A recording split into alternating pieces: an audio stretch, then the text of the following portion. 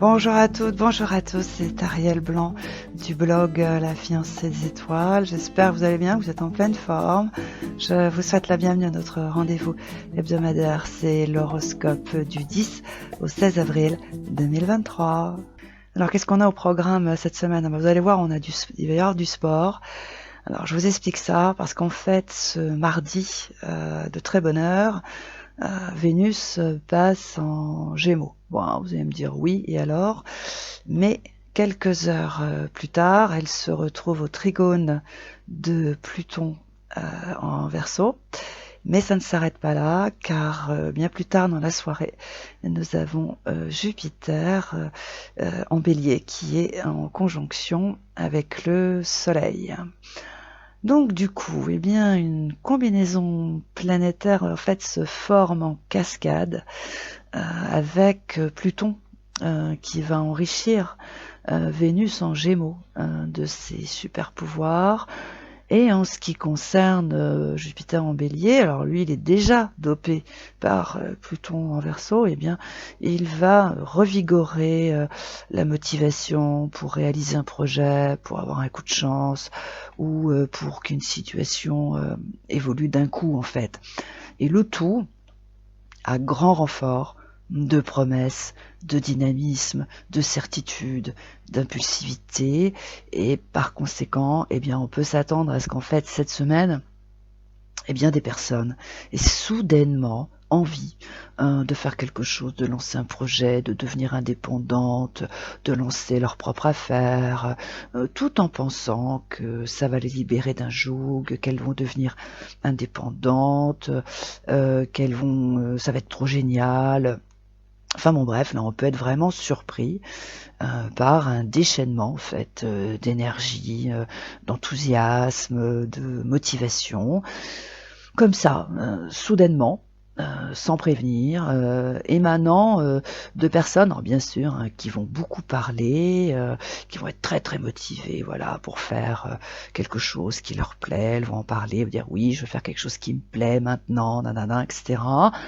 Il n'y a pas de contraintes aussi, mais nous avons quand même Saturne qui est en Poisson.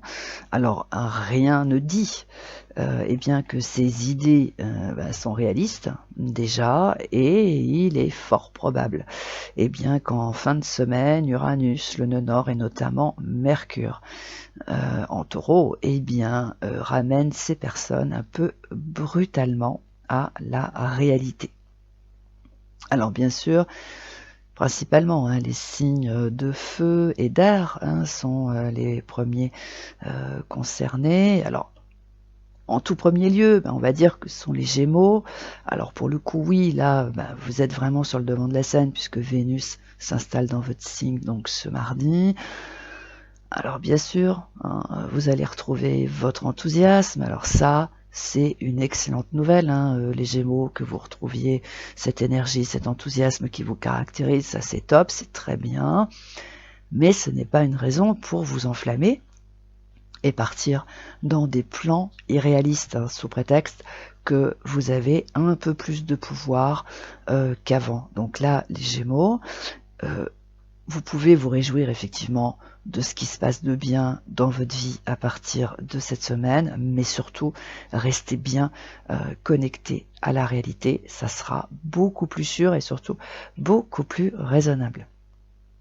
Bélier, alors en ce qui vous concerne, c'est vrai que c'est la conjonction Jupiter-Soleil dans votre signe qui va se former. Alors là, pour le coup, ça va vous motiver. Alors plus que de raison, puisque déjà que vous êtes bien dopé par Pluton en Verseau. Alors, pour le coup, là, les Béliers, vous allez vous déchaîner, partir dans tous les sens pour mettre un nouveau projet sur pied. Bah oui, tac, comme ça. Et aussi, peut-être, ça, faut l'envisager, parce qu'une personne peut vous faire miroiter que c'est possible, que c'est une super idée, que ça va être génial, ça va être très bien, nanana, etc. Ok, très bien. Mais là, les béliers, avant de vous lancer, comptez les sous que vous avez dans votre tirelire, de façon à ce que vous sachiez si c'est possible ou pas. Parce que vous, les béliers, monter un projet, bon, ça vous va très bien, mais c'est peut-être sur le plan financier que vous pourriez rencontrer quelques déconvenus. Verseau. Alors là, en ce qui vous concerne, c'est Pluton, bien évidemment, puisqu'il est dans votre signe depuis le 25 mars. Alors il faut dire qu'il vous revigore à fond, du sol au plafond. Et là, cette semaine, cette combinaison planétaire qui se forme un peu en cascade le même jour, elle peut vous induire comme ça, vous engager, mais lors d'une conversation. Vous voyez le truc, c'est une conversation à bâton rompu avec quelqu'un avec qui vous entendez bien. Alors ça peut être votre chéri, un ami, quelque chose comme ça, vous voyez, bon, très bien. Et donc vous pourriez vous engager dans la réalisation d'un projet qui, il faut le dire, est assez séduisant et plutôt attrayant. Bon, c'est très bien ça, excellent, parfait. Mais peut-être que vous pourriez vous poser une question avant de signer en bas de la page. Est-ce que vous êtes certain que si vous vous engagez, c'est parce que ce projet est plaisant, ou est-ce dû au fait qu'il va vous donner encore plus de pouvoir? Voilà, les Verseaux, là, faut méditer là-dessus avant de vous lancer. Cher Lion, une opportunité, là, elle revient en force cette semaine. Alors, c'est pas la première fois, les Lions, vous avez une opportunité qui est là, ça fait plusieurs mois que ça dure, elle est là, elle est plus là, elle est là, elle est plus là, et là, elle revient, cette semaine. Bon, et vous pourriez la louper, encore une fois, parce qu'allez savoir pourquoi, les Lions, depuis que Pluton est en Verseau, vous avez tendance à vous mettre un peu en colère, pour rien, et aussi à vouloir en découdre avec la Terre entière. Bon, alors la question qu'on vous pose, c'est est-ce que vous êtes sûr que ça c'est une bonne idée? Ou est-ce que vous feriez pas mieux de jeter un œil à cette opportunité qui se représente encore une fois cette semaine? Réfléchissez à ça, les Lions. Balance. Alors, une force inhabituelle peut faire éruption dans votre existence avec un projet sous le bras qui pourrait vous surprendre. Bon, plutôt bien. Donc là, c'est le moment de garder les deux pieds sur terre, les balances, de façon à ce que vous vous berciez pas d'illusions. Voilà. Parce que dans cet état d'esprit éclairé, vous allez saisir cette opportunité qui peut se présenter là en force, mais en votre âme et conscience. Là, comme ça, vous saurez exactement où vous mettez les pieds. C'est ça l'idée. Sagittaire. Alors, en passant en Gémeaux, Vénus repasse donc en face de votre signe, ça vous l'avez compris, donc elle est susceptible de redonner du pouvoir, des idées, des projets à une personne, qui peut quand même vous en faire voir un peu de toutes les couleurs, là, et ça dure depuis plusieurs mois. Bien. Les Sagittaires, n'oubliez pas quand même que vous aussi, vous avez le droit à la parole et que vous aussi, vous avez un certain pouvoir. Gardez bien ça à l'esprit, il n'y a pas que cette personne qui a tous les pouvoirs. Alors maintenant, occupons-nous des signes d'eau et des signes de terre. Alors, qui, bien évidemment, en théorie, ne sont pas forcément concernés par cette combinaison planétaire qui se forme en cascade mardi, puisque les signes d'eau et les signes de terre sont cette semaine principalement soutenus et favorisés par Saturne en Poisson qui se retrouve en aspect très bénéfique avec la Lune en Capricorne et ensuite en fin de semaine avec, et ça c'est quand même à souligner, avec le nœud nord en Taureau. Cependant, ça va quand même pas vous empêcher, les signes d'eau et les signes de terre, d'être confrontés un peu à tout ce tapage. Pourquoi? Parce que vous ne vivez pas forcément dans une bulle, vous faites partie de la vie, donc vous vivez, vous vaquez à vos occupations, vous avez des collègues, des amis, de la famille, des enfants, enfin bref, tout un tas de personnes qui font partie de votre existence, donc vous n'allez pas forcément y échapper. Donc Poisson, faut dire que vous les Poissons, tout ce tapage vous indiffère, puisque vous êtes branché sur Saturne en Poisson qui sert vos intérêts. Alors pour le coup, là, Saturne, il vous fait marquer quand même des points cette semaine, mais en 2 fois, ce que je vous disais il y a quelques instants. Mercredi, vous retrouvez cette stabilité qui vous manquait, et en fin de semaine, les Poissons, là, vous révélez que vous savez parfaitement ce que vous faites et ce que vous dites. Taureau. En ce qui vous concerne, fidèle à votre nature, vous observez ce débordement d'enthousiasme, parce que vous savez très bien que ça va redescendre, mais ça ne vous empêche pas d'avancer dans la bonne direction. Par contre, il est bien possible, les taureaux, que vous soyez quand même, à un moment ou à un autre, confronté à une personne qui va vous parler de ses projets absolument fantastiques. Bon. Mais avec votre humour légendaire, eh bien, vous allez la ramener à la réalité. Alors, évidemment, vous allez passer pour le rabat-joie de service, mais que voulez-vous? On ne peut pas vous refaire. Vous êtes réaliste. C'est ainsi. Cancer. Alors, Pluton en Verseau, vous vous en fichez, hein, comme de votre première chaussette. Mais la conjonction Jupiter-Soleil en Bélier, là, pour le coup, elle peut vraiment vous atteindre.